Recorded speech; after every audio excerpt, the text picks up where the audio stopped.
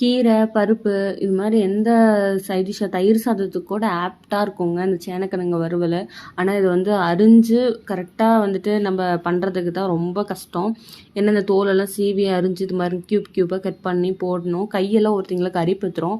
தேங்காய் எண்ணெய் தடவிட்டு நீங்கள் வந்துட்டு பண்ணுங்கள். அதே மாதிரி அரிஞ்சதுக்கப்புறம் சானிடைசர் வீட்டில் வச்சுருப்போம் அப்படின்னாலும் எல்லா வீட்லேயும் அந்த சானிடைசரை போட்டு கை வாஷ் பண்ணிக்கோங்க. கொஞ்சம் அரிப்பு வந்து அதிகமாக இருக்காது. நான் எப்பயுமே யூஸ்வலாக அப்படி தான் பண்ணுவேங்க. அப்புறம் சேனக்கிழங்கு நல்ல தண்ணியில் அலசிட்டு உப்பு போட்டு மஞ்சத்தூள் போட்டு வேக வச்சு வடித்து எடுத்து வச்சுக்கலாம். இன்னொரு பேனில் எண்ணெய், கடுகு, உளுந்தம்பருப்பு, கடலைப்பருப்பு போட்டு பொரிஞ்சதுக்கப்புறம் வெங்காயம், பெருவெங்காயம் நல்ல பெரிய வெங்காயத்தில் நான் ஒன்று கட் பண்ணி போட்டிருக்கேன். நல்லா போட்டு வதங்கிட்டு வரமிளகா, கருவேப்பிலை, நம்ம லைட்டாக மஞ்சத்தூள், உப்பு, கொஞ்சம் பெருங்காயம், பெப்பர் தூளுங்க, நான் கரம் மசாலா கொஞ்சம் ஆட் பண்ணியிருக்கேன்.